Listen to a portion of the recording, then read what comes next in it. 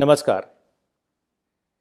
इंदिरा गांधी राष्ट्रीय कला केंद्र दूसरे प्रोफेसर देवेंद्र स्वरूप व्याख्यान में आप सभी का हार्दिक स्वागत करता है।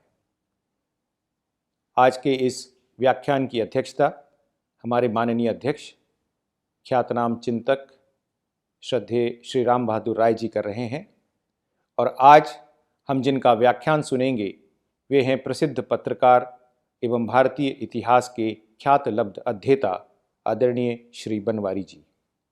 वे आज हमें भारतीय इतिहास बोध पर अपने विचारों से अवगत कराएंगे।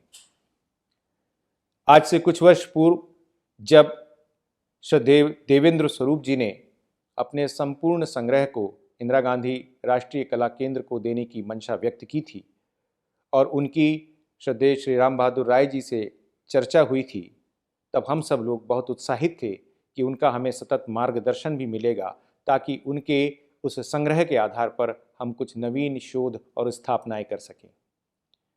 दरअसल प्रोफेसर देवेंद्र स्वरूप का व्यक्तित्व इतना बहुआयामी था कि उन्होंने हमेशा भारतीय इतिहास, भारतीय संस्कृति, भारतीय दर्शन, भारतीय संविधान जैसे विषयों पर समाज का मार्गदर्शन किया है, विद्वानों का मार्गदर्शन किया है, अध्येताओं का मार्गदर्शन किया है।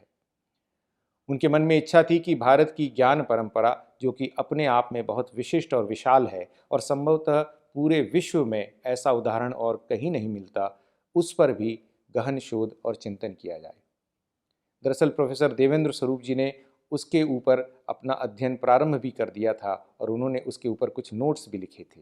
ये दुखद ही कहा जाएगा कि देवेंद्र स्वरूप जी हमारे साथ अधिक समय तक उसके बाद नहीं रह सके। वे बीमार हुए और बीमार होने के बावजूद वे लगातार इस बात की चिंता करते रहे कि भारतीय ज्ञान परंपरा पर कैसे शोध हो, कैसे अनुसंधान हो।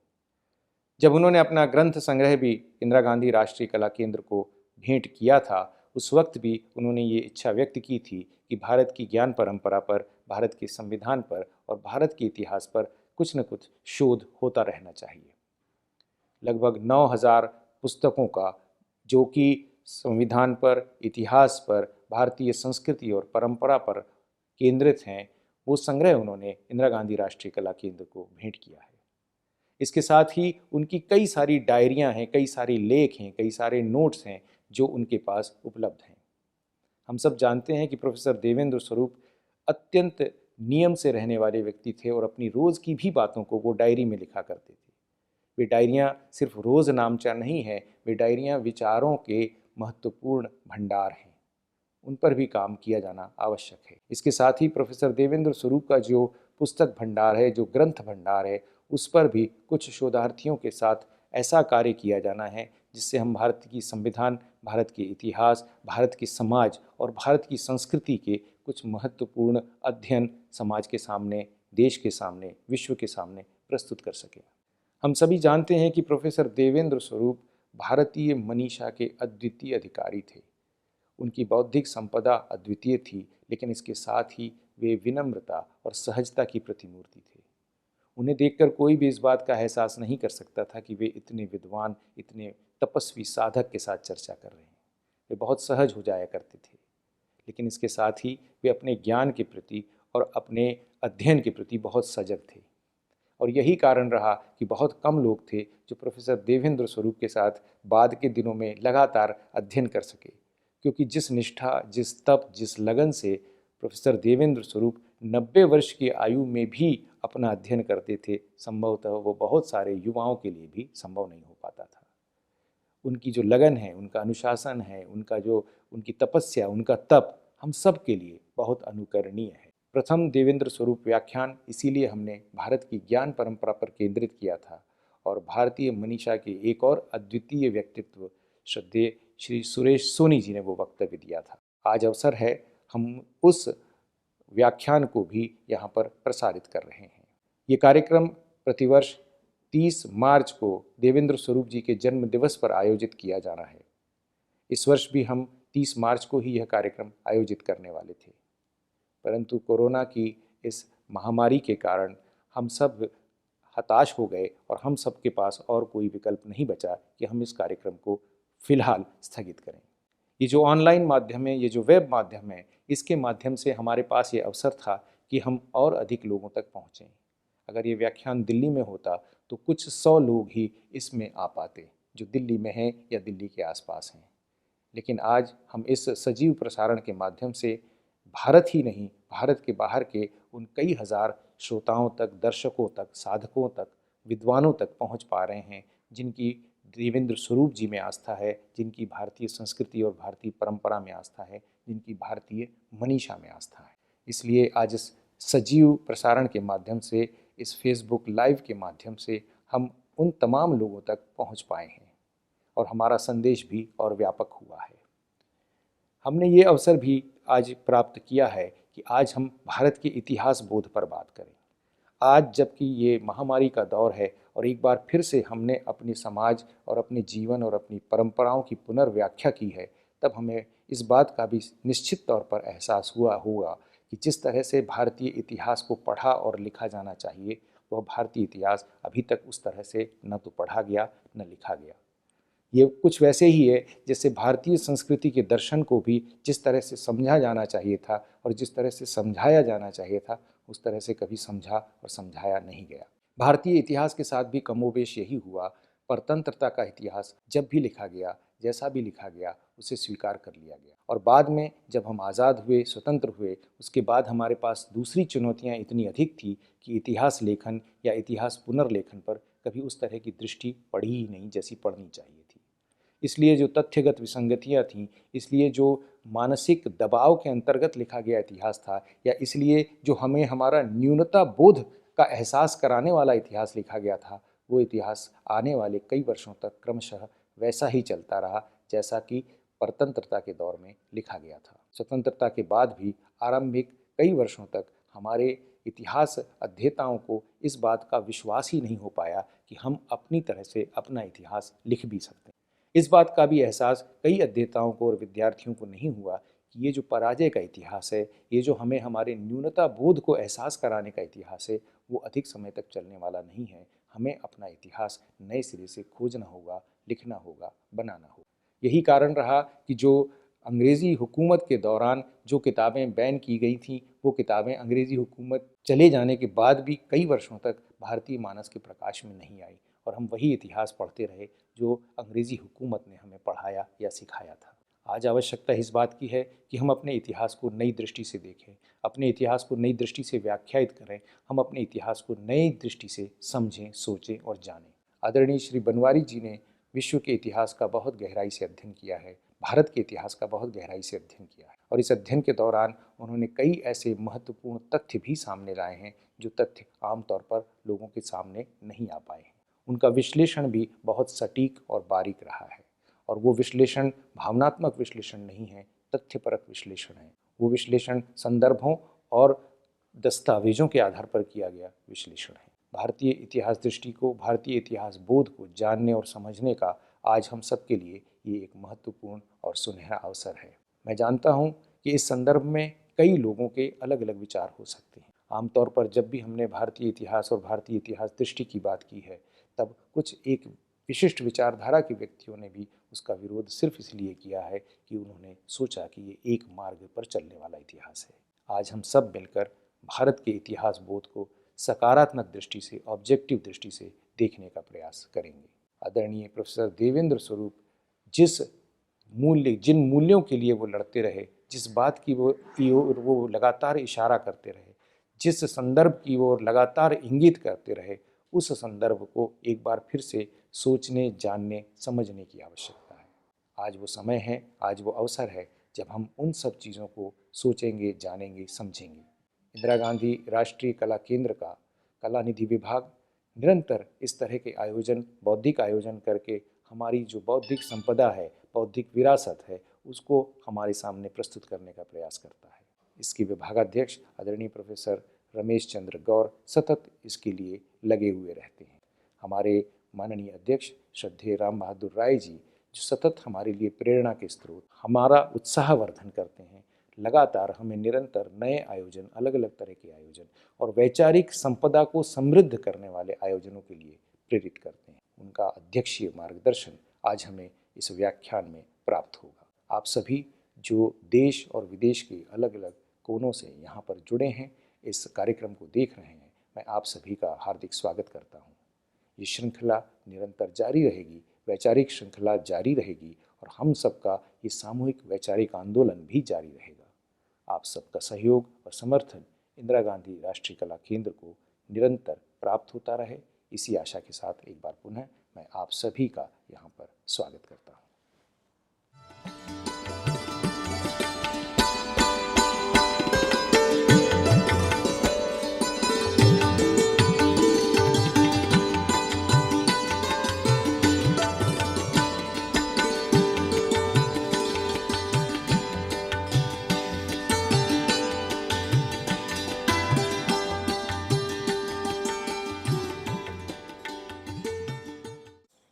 मैं इंदिरा गांधी राष्ट्रीय कला केंद्र का आभारी हूँ कि मुझे इस वर्ष का देवेंद्र स्वरूप स्मृति व्याख्यान देने के लिए आमंत्रित किया गया है। श्री देवेंद्र स्वरूप से मेरा परिचय 1975 के आसपास हुआ था। वे भारतीय इतिहास के गंभीर अध्येता थे। उनके निस्वार्थ जीवन, स्वाभिमान की भावना, राष्ट्रीय निष्ठा और तथ्यों के प्रति सजगता के कारण मेरे मन में उनके प्रति सदा बहुत आदर रहा है। मैं इसे अपना सौभाग्य मानता हूँ कि मुझे उनकी स्मृति के निमित्त इस व्याख्यान के लिए आमंत्रित किया गया है। इसका शीर्षक है भारतीय इतिहास बोध।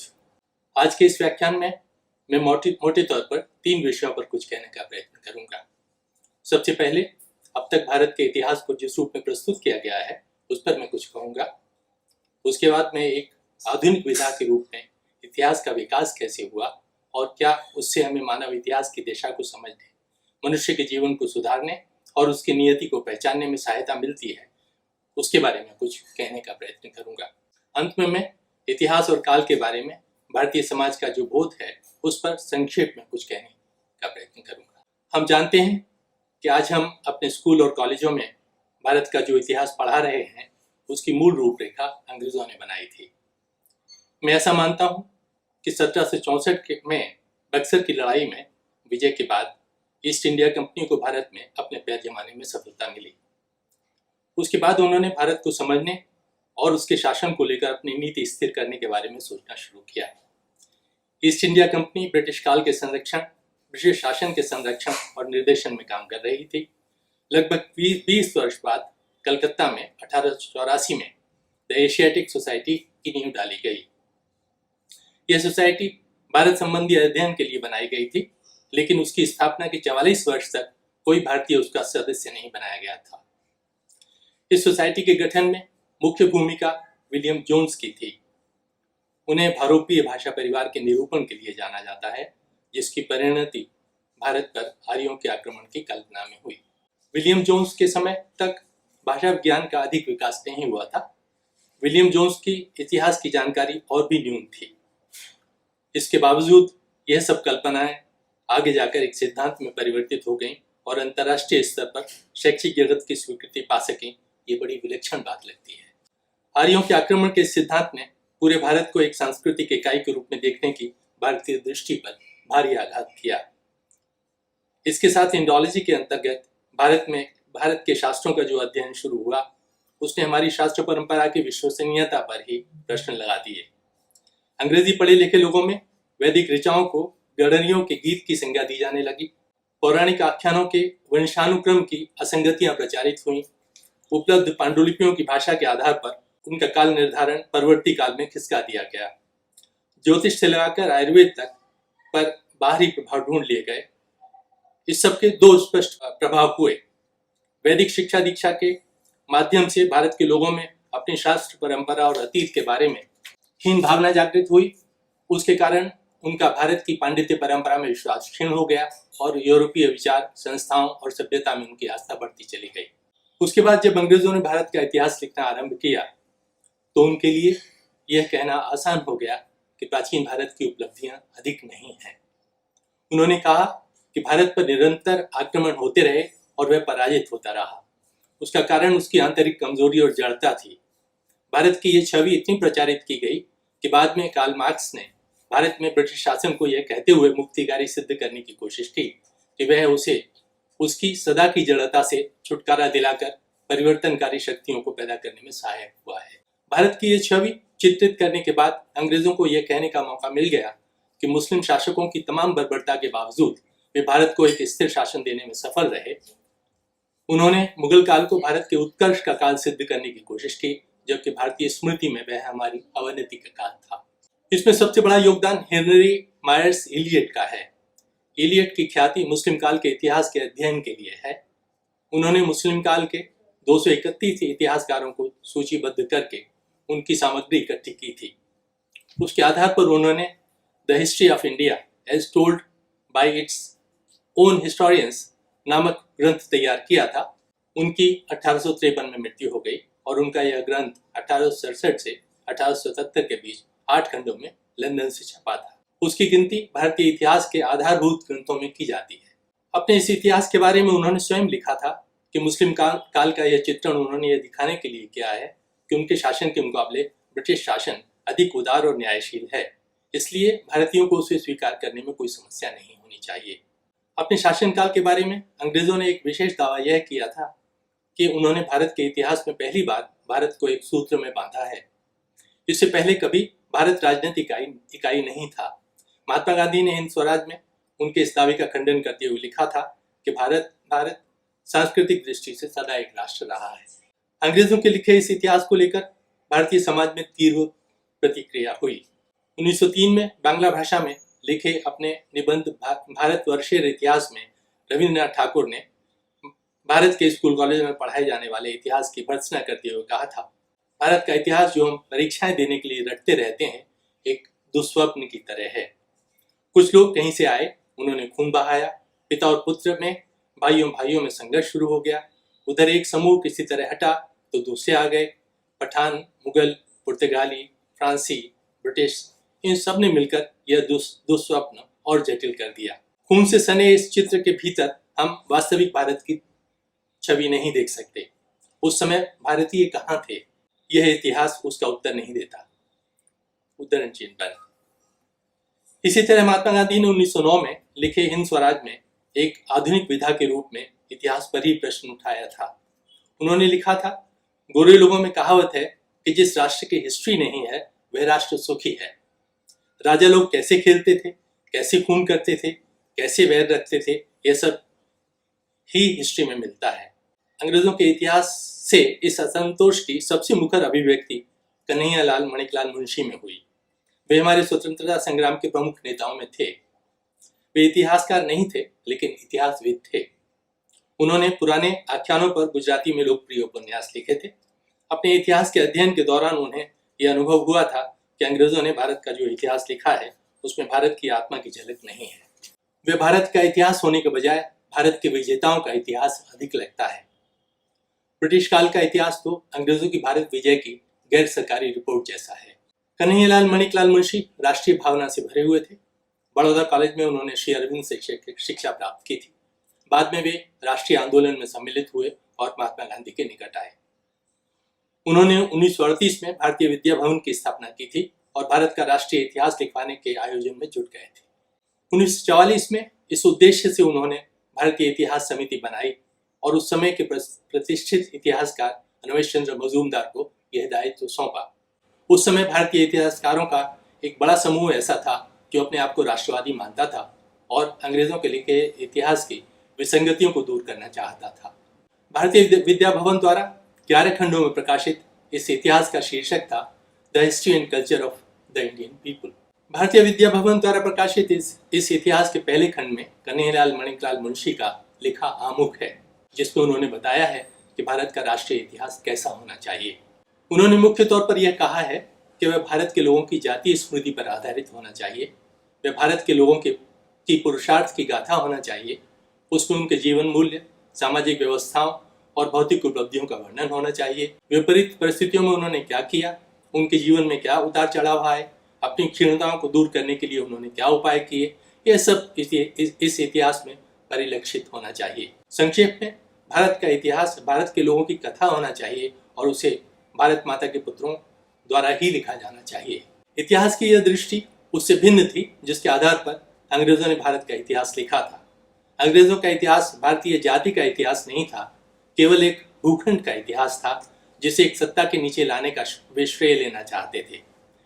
इतना ही नहीं, इस भूखंड के इतिहास को भारत के लोगों की जातीय स्मृति से अलग करने के लिए उन्होंने मुगल काल और ब्रिटिश काल को महिमामंडित ही नहीं किया, उसे भारतीय इतिहास का प्रधान वृत्तांत बना दिया। इसका उल्लेख रमेश चंद्र मजूमदार ने अपनी ग्रंथावली की रूपरेखा देते हुए किया है। उन्होंने लिखा है कि उस समय भारतीय इतिहास को हिंदू, मुस्लिम और ब्रिटिश ऐसे 3 कालखंडों में विभाजित करके उनको बराबर बराबर स्थान देने की परंपरा थी। इस परंपरा पर कैम्ब्रिज हिस्ट्री ऑफ इंडिया में मोहर लग गई थी। भारतीय इतिहास कांग्रेस ने भी इसे स्वीकार कर लिया था। इस पर प्रश्न उठाते हुए उन्होंने कहा कि भारत के मुस्लिम काल से पहले के लगभग 4000 वर्ष के इतिहास को मुस्लिम काल के 400 वर्ष के इतिहास के बराबर कैसे रखा जा सकता है। ब्रिटिश काल तो और भी छोटा, अधिक से अधिक 200 वर्ष का था। पर इस काल विभाजन का दोष केवल यह नहीं था कि इस इतिहास में भारत के लोगों का अपना शासनकाल 1/3 जगह में सिमट गया था और पराधीनता के काल को 2/3 जगह दी गई थी। उसका बड़ा दोष यह था कि उसने मुस्लिम और ब्रिटिश काल को भारत के इतिहास की निरंतरता में रखा था। ये दोनों शासन भारत पर बलात् लादे गए थे। वे भारत के लोगों का किसी भी तरह प्रतिनिधित्व नहीं करते थे, क्योंकि उनकी सभी मान्यताएं और विश्वास भारत के लोगों की मान्यता और विश्वासों के विपरीत थे। वे भारत के लोगों के उत्पीड़क थे, इसलिए भारत के लोगों के लिए उनका शासनकाल विपत्ति काल ही था। वे भारतीय इतिहास में अपवाद के रूप में ही उल्लेख पा सकते थे। भारत के इतिहास में उनको नायक की जगह बिठा देना भारत के इतिहास के साथ अपराध था। भारतीय विद्या भवन द्वारा इतिहास के जो खंड प्रकाशित हुए वे इस अर्थ में भिन्न थे कि उनमें भारत के राजनीतिक इतिहास के साथ साथ उसकी सांस्कृतिक और वैज्ञानिक उपलब्धियों का भी विस्तार से वर्णन था, पर उसे राष्ट्रीय इतिहास की श्रेणी में नहीं रखा जा सकता। उसमें भारत के इतिहास को कुछ अधिक सकारात्मक दृष्टि से देखा गया था। भारत के इतिहास के विभिन्न कालों और क्षेत्रीय इतिहास पर भी समुचित ध्यान दिया गया था। विदेशी आक्रांताओं से लड़ने में भारतीयों ने जो पराक्रम दिखाया था उसका भी यथास्थान कुछ उल्लेख था। फिर भी भारतीय समाज, उसके राजनीतिक संस्थान और कला कौशल के आकलन के बारे में उनकी दृष्टि अंग्रेज या अन्य यूरोपीय साहित्यकारों से, इतिहासकारों से भिन्न नहीं थी। इस इतिहास में आर्यों के आक्रमण को मान्य किया गया था। यह इतिहास भारत माता के पुत्रों के द्वारा लिखा इतिहास नहीं था, वह यूरोपीय विचारों में दीक्षित कुछ राष्ट्रवादी भारतीय इतिहासकारों का लिखा इतिहास ही था। इसलिए वह भारतीय इतिहास लेखन को सही दिशा में मोड़ने में सफल नहीं हुआ।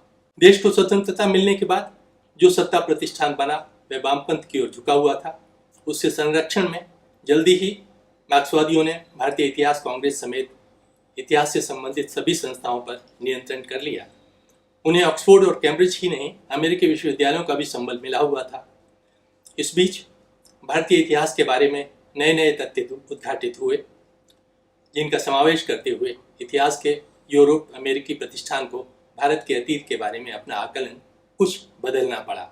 आर्यों के आक्रमण के सिद्धांत पर इतनी शंकाएं पैदा हो गईं कि भारत में मार्क्सवादियों को छोड़कर कोई उस पर गंभीरता से विश्वास नहीं करता। इस सब के बावजूद अंग्रेजों के समय स्थिर हुए भारतीय इतिहास के मूल ढांचे में कोई विशेष परिवर्तन नहीं हुआ है।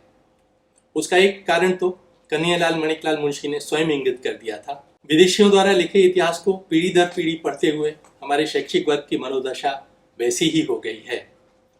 उसका दूसरा कारण यह है कि भारत के अधिकांश इतिहासकार अपने समाज की स्वीकृति पाने के लिए नहीं, बल्कि इतिहास के पश्चिमी प्रतिष्ठान का अनुमोदन पाने के लिए लिखते हैं। पिछले दिनों प्रधानमंत्री नरेंद्र मोदी और गृह मंत्री अमित शाह ने अब तक लिखे जाते रहे भारत के इतिहास को लेकर चिंता व्यक्त की। ऐसा कम ही होता है कि देश का राजनीतिक प्रतिष्ठान इतिहास लिखने को लेकर इतना चिंताकुल दिखाई दे। जनवरी के शुरू में काशी में प्रधानमंत्री ने कहा कि हमारे इतिहास में भारत की सांस्कृतिक उपलब्धियों का समुचित समावेश किया जाना चाहिए। काशी में कही गई इस बात का विशेष महत्व था। 19वीं शताब्दी तक काशी भारत में विद्या का सबसे बड़ा केंद्र थी और उसकी इसके लिए विश्व भर में ख्याति थी। 1849 में ब्रिटिश सरकार ने काशी गवर्नमेंट कॉलेज के प्रिंसिपल J.R. वैलेंटाइन को तब तक के ज्ञान विज्ञान पर काशी के पंडितों की प्रतिक्रिया लेने के लिए कहा था। पंडितों के सामने अंग्रेज प्रशासकों को संस्कृत में पश्चिम की ज्ञान विज्ञान संबंधी उपलब्धियों के बारे में बोलना था। उस समय तक गणित आदि कई विषयों के महत्वपूर्ण यूरोपीय ग्रंथों का संस्कृत में अनुवाद हो चुका था। शीर्ष पंडितों ने वैलेंटाइन के निमंत्रण को यह कहते हुए स्वीकार कर दिया कि वे केवल शास्त्र सभाओं में ही जाते हैं। जो कनिष्ठ पंडित 4 दिन तक चली इन गोष्ठियों में गए भी उन्होंने अंग्रेजों के प्रस्तुतिकरण पर टिप्पणी करते हुए कहा कि उनकी धारणाओं में कोई सिद्धांत तो है ही नहीं। कुछ छिटपुट विचार हैं जिन्हें वे अपनी प्रतिक्रिया देने योग्य नहीं समझते। उस समय काशी के पंडितों में अपने शास्त्र का इतना गौरव था, पर हमारे समूचे इतिहास में काशी की इस विद्या परंपरा का कोई वर्णन नहीं मिलता। गृह मंत्री अमित शाह ने पिछले वर्ष 17 अक्टूबर को काशी विश्वविद्यालय में स्कंदगुप्त पर आयोजित एक सम्मेलन में कहा कि हमें अतीत के अपने कम से कम 200 महापुरुषों और 25 साम्राज्यों का गौरवशाली इतिहास लिख देना चाहिए। इससे हम अपने गौरवशाली अतीत की प्रतिष्ठा कर पाएंगे। गृह मंत्री अमित शाह का यह सुझाव उपयोगी है और उस पर आगे चलकर कुछ सार्थक काम हो ही जाएगा, पर हमारी सबसे बड़ी समस्या यह है कि अपने समाज की विधियों और शासन के स्वरूप के बारे में हमारी स्मृति क्षीण होती जा रही है। उदाहरण के लिए, पंडितों के अलावा यह कोई नहीं जानता कि परंपरागत भारत में सामाजिक संस्थाएं शासन के अधिकांश दायित्व स्वयं संभालती थीं। गांव की पंचायतें और नगर की चुनी हुई परिषदें काफी अधिकार संपन्न थीं। किसान उपज का छठा भाग जो राजा का अधिकार माना जाता था, स्वयं उसके लिए अलग कर देते थे। राजा को अधिक कर वसूलने का अधिकार नहीं था। नियम बनाने और न्याय करने के अधिकार भी सामाजिक संस्थाओं के पास थे। राजा या राज्य शासन का एकमात्र केंद्र नहीं था। भारत के लोग स्वतंत्र थे, इसलिए उन्हें संपत्ति का और विधि निर्माण में भाग लेने का अधिकार था। इसीलिए इसे स्वराज्य कहा गया है। यह स्वतंत्रता संसार में और कहीं नहीं थी। दुनिया के अन्य राजाओं की तुलना में हमारे राजा कम शक्तिशाली नहीं थे, लेकिन समाज के प्रति उनके दायित्व अन्य देशों के राजाओं की तुलना में कहीं अधिक थे। इसके अलावा भारत में चक्रवर्ती की तथा धर्म राज्य की जो मान्यताएं थी, उन पर भी ठीक से विचार नहीं हुआ। श्री राम को अनैतिहासिक बताकर राम राज्य पर गंभीर चर्चा नहीं होने दी गई। महाभारत जैसे ग्रंथ की गंभीर मीमांसा करने की बजाय उसके काल निर्धारण पर बहस होती रही। इस तरह योजना पूर्वक हमारी जातीय स्मृति छीन की गई। इस स्मृति के बिना हम अपनी सभ्यता को पुनर्जीवित नहीं कर सकते। अब मैं बहुत संक्षेप में एक आधुनिक विधा के रूप में इतिहास की उपयोगिता पर कुछ कहना चाहता हूँ। यह दावा किया जाता है कि आज इतिहास लेखन वस्तुपरक अर्थात ऑब्जेक्टिव है। उसे साक्ष्यों की कसौटी पर कसा जाता है। हम जानते हैं कि मनुष्य जाति का संपूर्ण इतिहास लिखने के लिए जो सामग्री चाहिए वह न उपलब्ध है, न उपलब्ध हो सकती है। हम अपने वर्तमान का ही कोई संपूर्ण या सर्वमान्य वृत्तांत नहीं लिख सकते। सबसे नियमित इतिहास लेखन चीन में हुआ है, क्योंकि चीन की शासन व्यवस्था सम्राट को केंद्र बनाकर खड़ी हुई थी।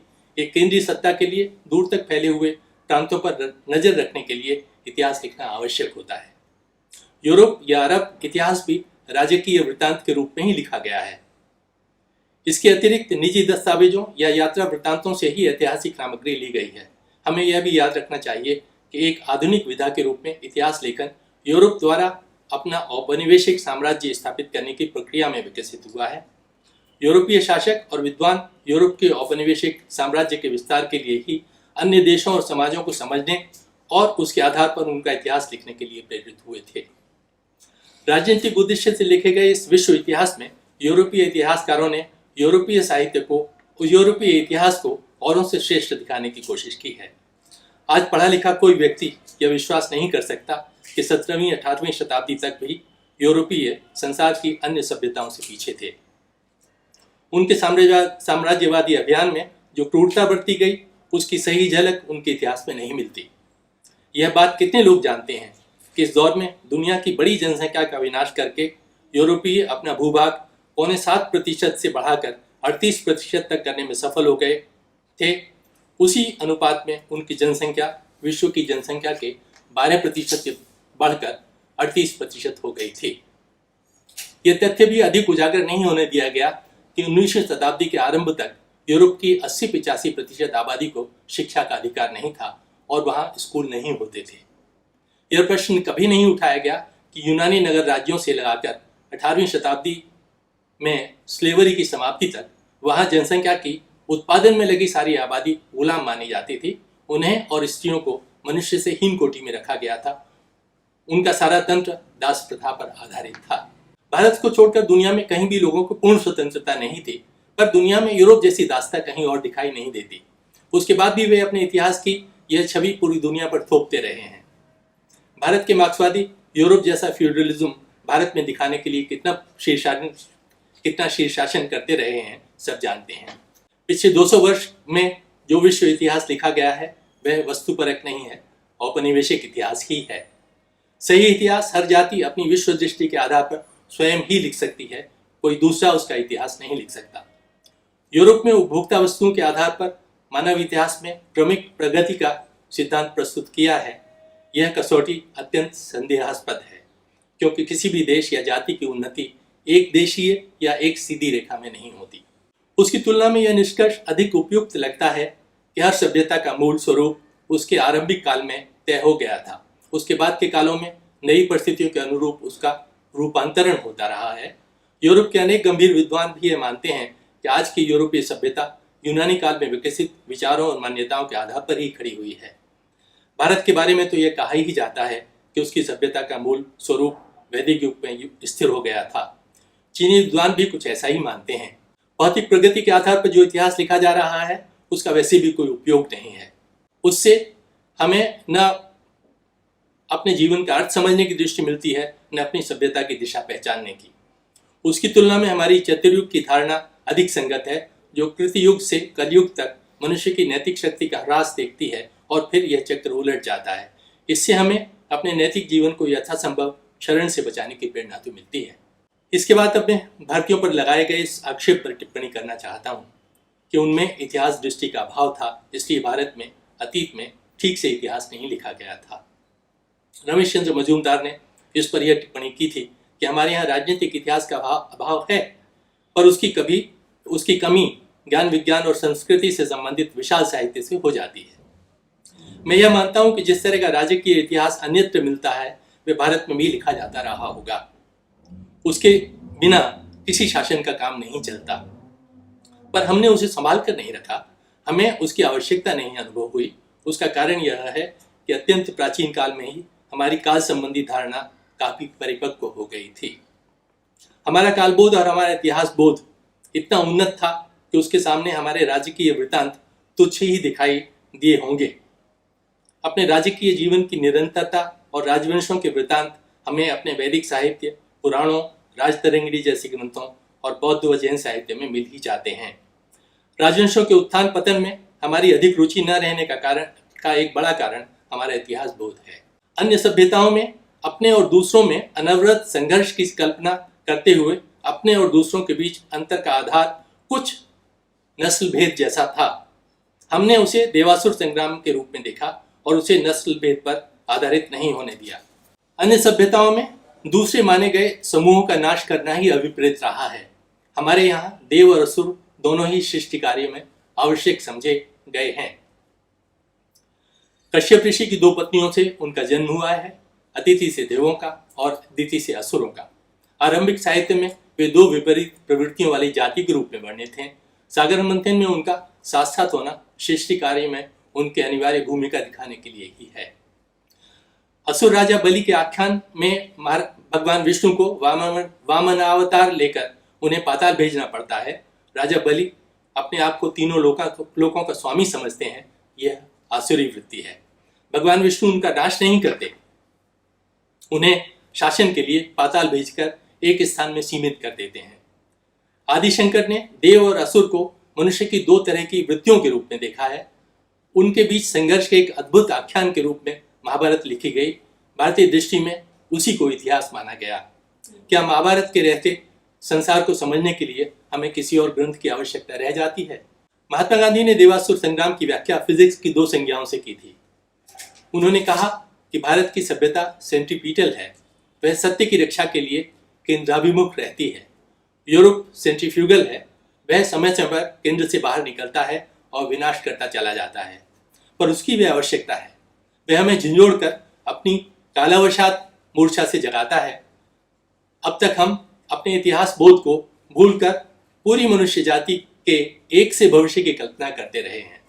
व्यवहार में यूरोपीय सभ्यता के आसुरी बल और उसकी प्रतियोगी सभ्यताओं के विध्वंसक स्वरूप के बीच संघर्ष छिड़ा हुआ है, जिसे हम देखने से बचते हैं। मुझे विश्वास है कि जल्दी ही हम अपने इतिहास बोध की ओर लौटेंगे और अपने स्वभाव की देव संपत्ति की रक्षा में लगेंगे।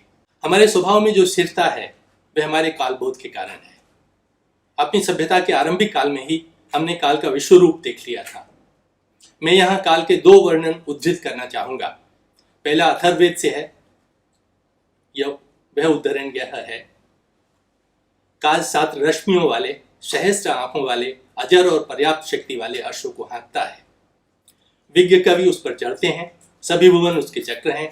उसी ने सभी भुवनों को एक किया और उसी ने स्वयं सभी भुवनों की परिक्रमा की। पिता होकर वह सभी भुवनों का पुत्र बना। उससे बढ़कर संसार में कोई अन्य तेज नहीं है। काल में मन है, काल में प्राण है, काल में नाम समाहित है। ये सभी जीव इसके आगमन से प्रसन्न होते हैं। काल ने प्रजा की उत्पत्ति की। आरंभ में काल ने प्रजापति को उत्पन्न किया। स्वयंभू कश्यप काल से उभरे और तब भी काल से उत्पन्न हुआ। काल ने अतीत और भविष्य की उत्पत्ति की। काल से ऋचाएं और यजु उत्पन्न हुए। यह लोक और परलोक, परमलोक, पुण्यलोक और पुण्य विधृतियां, इन सभी लोगों को ब्रह्मा द्वारा पूर्णतः जीतकर काल परमदेव की भांति चलता रहता है। काल का ऐसा बोध हमें दुनिया में कहीं और दिखाई नहीं देता। इसी कालबोध के आधार पर हमने पलक झपकने की अवधि से लेकर ब्रह्मा के दिन और रात तक के काल की गणना की थी। जन्म जन्मांतर में कर्म भोग करते हुए उचित काल में शुभ कर्मों के निष्पादन द्वारा पूर्ण काम होकर, निष्काम होकर निर्वाण को प्राप्त होना ही मनुष्य की नियति है। इसका कितना सजीव वृतांत भगवान बुद्ध ने दिया है। अपनी बोधि प्राप्ति का वर्णन करते हुए वे कहते हैं, ब्राह्मण रात के पहले याम में उस प्रकार प्रमाद रहित, तत्पर, आत्म संयम युक्त विहरते हुए मैं अनेक पूर्व जन्मों को स्मरण करने लगा। मुझे यह पहली विद्या प्राप्त हुई। अविद्या गई, विद्या आई, तम नष्ट हुआ, आलोक उत्पन्न हुआ। सो इस प्रकार चित्त के परिशुद्ध होने पर प्राणियों के जन्म मरण के लिए मैंने चित्त को झुकाया। मानुष, अमानुष, दिव्य, विशुद्ध, चक्षु से अच्छे, बुरे, सुवर्ण, दुर्वर्ण, सुगत, दुर्गत, मरते, उत्पन्न होते प्राणियों को मैं देखने लगा। ब्राह्मण रात के मध्यम याम में यह द्वितीय विद्या उत्पन्न हुई। सो इस प्रकार चित्त के परिशुद्ध होने पर आश्रमों के क्षय के ज्ञान के लिए मैंने चित्त को झुकाया। यह दुख है, इसे यथार्थ जान लिया। यह दुख समुदय है, इसे यथार्थ जान लिया। यह दुख निरोध है, इसे यथार्थ जान लिया। यह दुख निरोध गामिनी प्रतिपद है, इसे यथार्थ जान लिया। सो इस प्रकार जानते, इस प्रकार देखते हुए चित्त कामाश्रवों से विमुक्त हो गया, भवाश्रवों से विमुक्त हो गया, अविद्याश्रवों से विमुक्त हो गया। विमुक्त हो जाने पर छूट गया ऐसा ज्ञान हुआ। जन्म खत्म हो गया, ब्रह्मचर्य पूरा हो गया, करना था सो कर लिया। अब यहाँ के लिए कुछ शेष नहीं, इसे जाना। रात के पिछले याम में यह तृतीय विद्या प्राप्त हुई। अविद्या चली गई, विद्या उत्पन्न हुई, तम गया, आलोक उत्पन्न हुआ। इस ज्ञान के बाद क्या कोई और ज्ञान अभिप्रेत हो सकता है? इस समय एक महामारी के दौर में हम हैं। परिस्थिति भयावह है। इसके बावजूद इंदिरा गांधी राष्ट्रीय कला केंद्र अपना फर्ज निभा रहा है। यह परंपरा है कि जिन विद्वानों ने अपना साहित्य भंडार कला केंद्र में कला निधि को समर्पित किया, उनकी स्मृति में जन्मदिन पर स्मारक व्याख्यान आयोजित करते हैं। वही दायित्व हम आज पूरा कर रहे हैं। 30 मार्च का दिन देवेंद्र स्वरूप जी का जन्मदिन होता है। कुछ वर्षों से पत्रकारों का एक समूह इस दिन उनके निवास पर जुटता था। उनका हम सानिध्य प्राप्त करते थे। वे अब नहीं हैं। यह अवसर उन्हें जहाँ स्मरण करने का है, वहीं उनके अनुभवों में गोते लगाने का भी है। आज 2 बातों का मैं उल्लेख करना चाहता हूँ। प्रोफेसर देवेंद्र स्वरूप जी विद्यार्थी जीवन में बनारस हिंदू विश्वविद्यालय, काशी हिंदू विश्वविद्यालय जिसे कहते हैं, उसके छात्र थे। विज्ञान के वो विद्यार्थी थे और बीएससी उन्होंने साइंस के सिस्टम में किया था। लेकिन उन्हीं दिनों वे सामाजिक कार्य में लगे, राष्ट्रीय स्वयंसेवक संघ के प्रचारक बने और विभिन्न दायित्वों का उन्होंने निर्वाह किया। जब संघ पर उन प्रतिबंध लगा 1948 में, तो वे गाजीपुर ज़िले के जिला प्रचारक थे और गाजीपुर जेल में वो उस प्रतिबंध के काल में बंदी थे। उनके मन में एक विचार आया कि अगर हमको अपना जो वर्तमान है उसे समझना है तो अपना इतिहास जानना चाहिए और तभी हम भविष्य के बारे में ज़्यादा बढ़िया ढंग से सोच सकते हैं। इसलिए विज्ञान की धारा से अलग होकर उन्होंने कोशिश की कि एमए में उन्हें बनारस हिंदू विश्वविद्यालय में प्रवेश मिल जाए।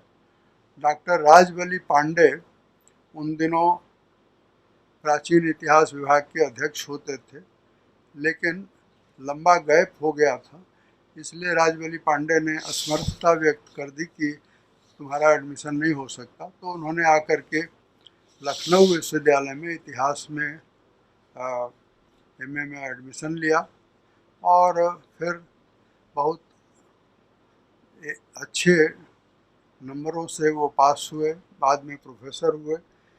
इतिहास में उनकी रुचि हुई और प्रोफेसर देवेंद्र स्वरूप अपने आप में एक उदाहरण बन गए इस बात के कि मनुष्य अपने अनुभव से बनता है। इतिहास के अध्ययन से उनमें समावेशिता का यानी इंक्लूसिवनेस का गुण विकसित हुआ, जो उनमें था ही वही प्रकट हुआ। बहुआयामी अनुभव उनके जीवन के थे, राजनीतिक, सामाजिक, सांस्कृतिक और वैश्विक। अपने अध्ययन, मनन और व्याख्यान और लेखन से उन्होंने भारत की स्वतंत्रता की मंजिल को समझाया और वे लिखकर, पढ़कर, बोल करके बताते थे कि स्वतंत्रता का जो लक्ष्य था उसे पाने में आज भी जो अड़चनें हैं वो कौन कौन सी अड़चनें हैं, उन अड़चनों के उन्होंने अर्थ बताए। जो भी उनको पढ़ेगा, जो जिसने उनको सुना है, वो मानता है कि प्रोफेसर देवेंद्र स्वरूप ने ये संभवतः वो अकेले व्यक्ति हैं भारत में जिन्होंने ये पहली बार लोगों को ये कहा कि 200 वर्षों का जो हमारा इतिहास है, अंग्रेज़ों की गुलामी का इतिहास है, वही वो समय है जब भारत पूरी तरह से बदलने लगा। अंग्रेज़ों ने हमारे जनजीवन को बर्बाद किया, हमारी समझ को बदला और कैसे वह 1947 के बाद भी शिक्षा, संस्कार, समाज और राज्य व्यवस्था में अभी भी वो अंग्रेज़ों की गुलामी का, औपनिवेशिकता का जो प्रभाव है वो बना हुआ है। इन बातों को वे आग्रहपूर्वक प्रस्तुत कर सके। उनकी पुस्तकें नए दृष्टिकोण का आख्यान हैं। दूसरी बात जिसका मुझे देवेंद्र स्वरूप जी के बारे में उल्लेख करना चाहिए वो यह है कि उनके जीवन जीने का जो ढंग था वो अनोखा था। रॉबर्ट पुटनम, जिसे सोशल कैपिटल बताते हैं, वह अगर एक व्यक्ति के जीवन में देखना हो तो हम देवेंद्र स्वरूप जी को हमें जानना चाहिए। भारतीय परंपरा में इसे ही समुद्र मंथन कहते हैं और देवेंद्र स्वरूप जी आजीवन अपने कार्य से, अपने विचार से, अपने अध्ययन से समुद्र मंथन की प्रक्रिया चलाते रहे। हम जानते हैं कि समुद्र मंथन में सबसे पहले विष निकला और आसुरी शक्तियों को पराजित करने के लिए ज़रूरी है कि पहले स्वयं कोई विषपान करे और अंत में जो अमृत निकलता है वह सज्जन समाज को सौंप दे।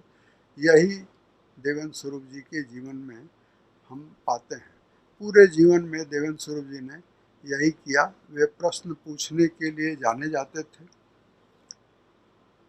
अक्सर जो लोग प्रश्न पूछते हैं वे दूसरों को प्रश्न पूछने की सुविधा नहीं देते। जो उनके संपर्क में रहा है वह इस कला को में पारंगत हो सका है। महात्मा गांधी पर नए दृष्टिकोण से उन्होंने अध्ययन किया।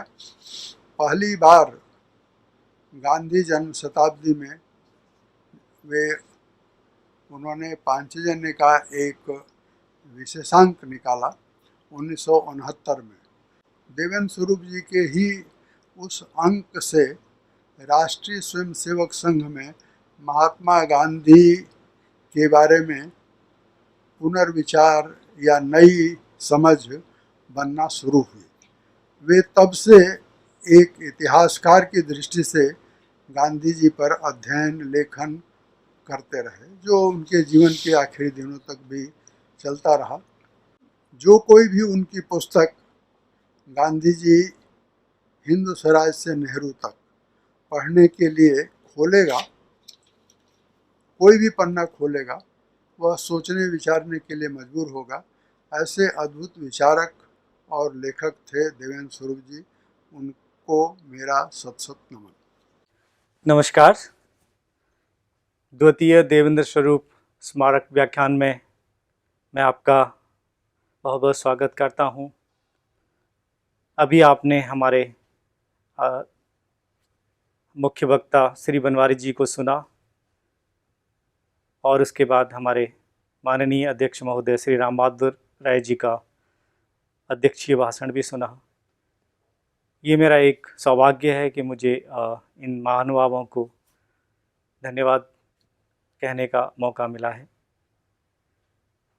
धन्यवाद प्रस्ताव पेश करने से पहले मैं आपको कुछ शब्द कलानिधि विभाग और जो कलानिधि विभाग की रेफरेंस लाइब्रेरी है, जिसमें कि माननीय देवेंद्र स्वरूप जी का कलेक्शन विराजमान है, उसके बारे में आपको बताना चाहूँगा। कलानिधि विभाग जो कि इंदिरा गांधी राष्ट्रीय कला केंद्र का एक ट्रेजर ट्रोव है, जिसमें कि विभिन्न भाषाओं में विभिन्न कल्चर के एस्पेक्ट्स के बारे में प्रिंट और ऑनलाइन कलेक्शन संग्रहित है। इस कलानिधि विभाग के जो अन्य यूनिट हैं, वो जिसमें कि मैन्युस्क्रिप्ट रिपोजिटरी है, जिसमें करीब 3 लाख मैन्युस्क्रिप्ट्स हैं। कल्चरल आर्काइव है, जिसमें करीब 45 एमिनेंट आर्टिस्ट के cultural objects, photographs, music, audio, video, artefacts और आर्ट ऑब्जेक्टिव, पेंटिंग सब संग्रहित हैं। इसके साथ साथ हमारे पास करीब 1 lakh visual slides visual archive में मौजूद हैं। इन सभी धरोहरों को कलानिधि विभाग जो संजोए हुए है, इसमें हमारा एक सबसे यूनिक कलेक्शन जो हम पर्सनल कलेक्शन के तौर पे बात करते हैं, जो हमारी रेफरेंस लाइब्रेरी में करीब 24 माननीय और सुविख्यात स्कॉलर्स के जो पर्सनल कलेक्शन संग्रहित किए गए हैं, जिसमें कि doctor Suniti Kumar Chatterji, professor Namvar Singh, doctor Kapila Vatsyayan, Thakur Jaidev Singh, professor Indranath Choudhary, ऐसे बहुत सारे जो एमिनेंट स्कॉलर्स रहे हैं, जिन्होंने कि अपनी पर्सनल लाइब्रेरी हमें उपहार स्वरूप दी है, उसको हमने संग्रहित किया हुआ है। श्री देवेंद्र स्वरूप जी का कलेक्शन जो कि एक बहुत ही महत्वपूर्ण कलेक्शन है हमारे पास, जो हम लोग उसी के बेसिस पर हर साल एक मेमोरियल लेक्चर ऑर्गेनाइज करते हैं। ये दूसरा मेमोरियल लेक्चर आपने सुना। अभी आपने जो वक्ताओं के विचार सुने, उसमें देवेंद्र स्वरूप जी की जो एक मल्टीफेसिस्ट पर्सनैलिटी थी, उसके बारे में आपको जानकारी मिली। तो मैं सबसे पहले धन्यवाद करना चाहूँगा माननीय श्री बनवारी जी का, जिन्होंने हमारे अनुरोध को स्वीकार किया और ये बहुत ही महत्वपूर्ण वक्तव्य उन्होंने आज हमें दिया।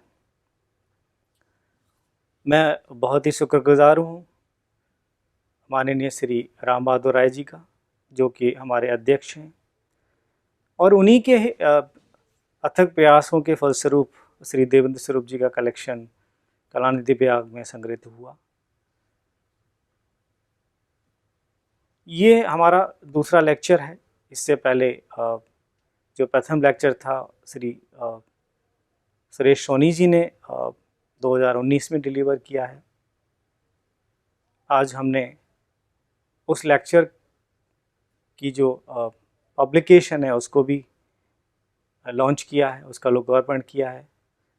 ये जो हमारे प्रथम लेक्चर की जो ई कॉपी है या इलेक्ट्रॉनिक बुक है, हमारी वेबसाइट पर, कलानिधि की वेबसाइट एजेंसी में कलानिधि पेज पर अवेलेबल रहेगी। आप लोगों को ज़्यादा जानकारी के लिए कि भारतीय ज्ञान परंपरा पर जो सुरेश सोनी जी ने अपना व्याख्यान दिया था उसके बारे में अगर आप लोगों ने अटेंड नहीं किया तो आप उससे जानकारी प्राप्त कर सकते हैं, उसको पढ़ सकते हैं।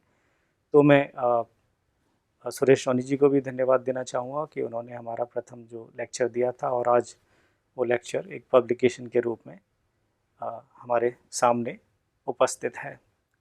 मैं धन्यवाद करना चाहूँगा हमारे माननीय सदस्य सचिव श्री सच्चिदानंद जोशी जी का, जिनके मार्गदर्शन में अनेकों कार्यक्रम कलानिधि विभाग के अंतर्गत चल रहे हैं। कलानिधि विभाग जो कि भारत ही नहीं एशिया की एक सबसे बड़ी रिपोजिटरी है और खाली पुस्तकों का भंडार ही नहीं है, यहाँ पर एक ज्ञान का भंडार है और इस ज्ञान के भंडार को देश विदेश हर जगह से लोग आके इस्तेमाल करते हैं। मैं धन्यवाद देना चाहूँगा मेरे सभी साथी जिनके सहयोग से ये आज का प्रोग्राम हम लोग फेसबुक लाइव सीरीज़ पर कर पाए। जैसे कि आप सब लोग जानते हैं कि पैंडेमिक की वजह से आजकल फ़िज़िकल लेक्चर्स हम नहीं कर पाए, तो ये लेक्चर हमने फेसबुक लाइव के थ्रू आप सब लोगों को पहुंचाया है। तो मैं धन्यवाद करूंगा सभी फेसबुक लाइव के दर्शकों को जिन्होंने इस लेक्चर को सुना। मैं आमंत्रित करता हूं आप सभी को, आप कलानिधि रेफरेंस लाइब्रेरी में आइए। जब लॉकडाउन पूरा होता है, हमारी लाइब्रेरी दोबारा से खुलती है, तो हम सभी के लिए सर्विसेज प्रोवाइड करते हैं। इसकी जो मेंबरशिप फ़ी है वो बहुत ही नॉमिनल है, एक वीक के लिए कोई मेंबरशिप फीस नहीं है। और सालाना मेंबरशिप फ़ी स्टूडेंट्स के लिए बहुत ही नॉमिनल 250 रुपीज़ है और जो जनरल पब्लिक है उसके लिए 500 है। एक लाइफ टाइम मेंबरशिप फ़ी अवेलेबल है जो कि 5000 वन टाइम पेमेंट पर आप लाइफ टाइम मेंबर बन सकते हैं। और कलानिधि से जुड़ने के साथ साथ आप कलानिधि के बहुत सारे प्रोग्राम्स उनमें शामिल हो सकते हैं। आप हमारे जो भी कलेक्शंस हैं उनका फ़ायदा उठा सकते हैं। तो मैं यही जानकारी के साथ आप सभी को धन्यवाद देना चाहूँगा और कलानिधि विभाग में आमंत्रित करना चाहूँगा और आपसे अनुरोध करूँगा कि आप हमारे प्रोग्रामों से जुड़े रहें, फेसबुक लाइव के थ्रू, जूम प्लेटफॉर्म के थ्रू और बहुत सारी प्रोग्राम के थ्रू हमारे प्रोग्राम्स कंटिन्यूस चले आ रहे हैं। और किसी ज़्यादा जानकारी के लिए आप हमारी वेबसाइट पर जाके हमारे कॉन्टैक्ट डिटेल्स के थ्रू हमें कॉन्टैक्ट कर सकते हैं। धन्यवाद, नमस्कार।